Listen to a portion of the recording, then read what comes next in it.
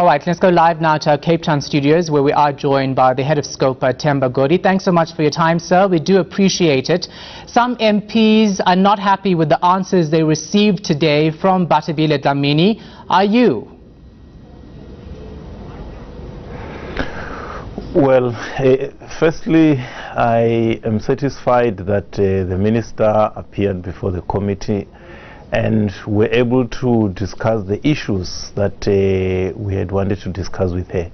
Yes, certain issues were indeed discussed to my satisfaction, but of course there were others that were left hanging that we feel do need to be taken forward, so that as a committee of parliament we can have absolute clarity, but also the country, the nation can also, you know, get out of this state of unease and anxiety about where this process is going to. I want to push you more on the specific issue. You say that some of the answers were not satisfactory. Do you think that the minister didn't answer them because she didn't have the knowledge, or she just didn't want to get herself into trouble? Well, that will be speculation on my part if I were to say otherwise. Safe to say that in our discussions, yes, there were issues like, for example, the issue of the cost for the administration of or the paying of the grants per person in the new contract. Because remember, in the current contract is 16 Rand 44 cents. What is the new price going to be? That is a very critical question, because it has to do with budgeting. Remember, National Treasury has said you got to work within your budget. So if they come up with costs that are higher, it will impact on the budget. Secondly, the question of yes, we know 1st of April everyone is going to be paid, but what is your timeline in terms of your negotiations, so that we have certainty as Parliament that on a particular date before the 1st of April, everything will be settled? Well, we're told the technical teams will only come to a possible conclusion on Friday. The role and the attitude of National Treasury, I don't think that we were able to get satisfactory response in terms of specifics, because for any transaction that deviates from normal procurement to pass, it must get the concurrence of National Treasury. And our call is, yes, people must be paid, but the question is, will they be paid legally or will it be illegally? Which means, are we going to incur irregular expenditure? So, I mean, those kind of issues are issues that we think that they were not properly responded to our satisfaction.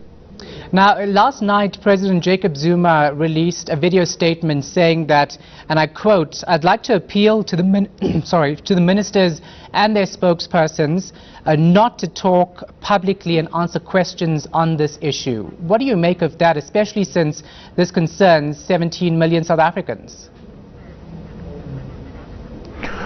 Well, I would imagine that in the first instance that has to do with cabinet. Us as Parliament, we do not take our cue from cabinet, and we will continue to probe and ask questions in relation to this matter. Well, I don't know the context, but I would imagine that in a situation of such great anxiety, certainly the last thing you want is to deny people information. I would imagine that there should be a lot of communication, especially with the public, to clarify issues and to reaffirm to our people that everything is in place. Now, Minister Dlamini said today that she admitted it was wrong to use cash paymaster services to pay grants, but she's still going ahead with it, of course, because she says it's the only way. As the the committee that holds ministers accountable, do you think that's a good enough answer given the ruling by the Constitutional Court in 2014 regarding CPS? Well, you see, that is why our meeting today was headlined, "How did we come to be where we are today?" Meaning, we wanted an explanation of the processes that unfolded subsequent to the Constitutional Court ruling, which led us to where we are today. And you realize that all sorts of things were done, but they were all not done in time.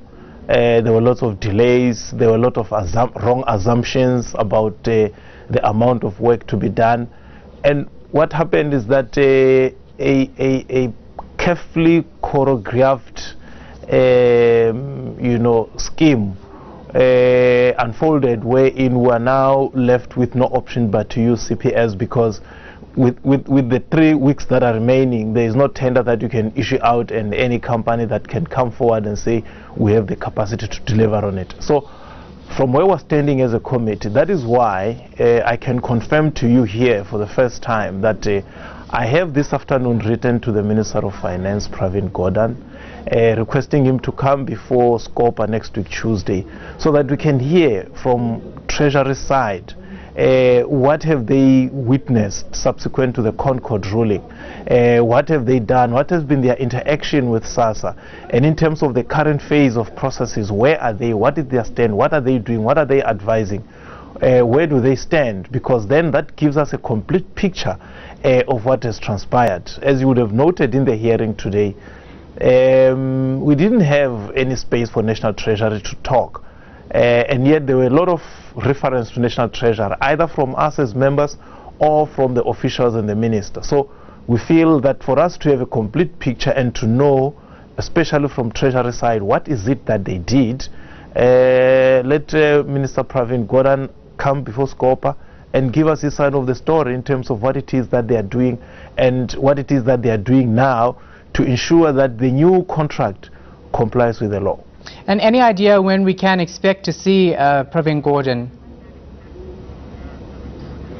Well, my letter, it's for next week Tuesday. We have had to cancel some of the hearings that we were to have. Remember, when the hearing with the Minister of Social Development ended, we actually remained behind as a committee to try and do some appraisal. That's when we took the decision that let's cancel what we're having for next week Tuesday and slot in National Treasury. And I've already written to the Minister, and I've had an informal exchange with the Deputy Minister of Finance to indicate that this is urgent.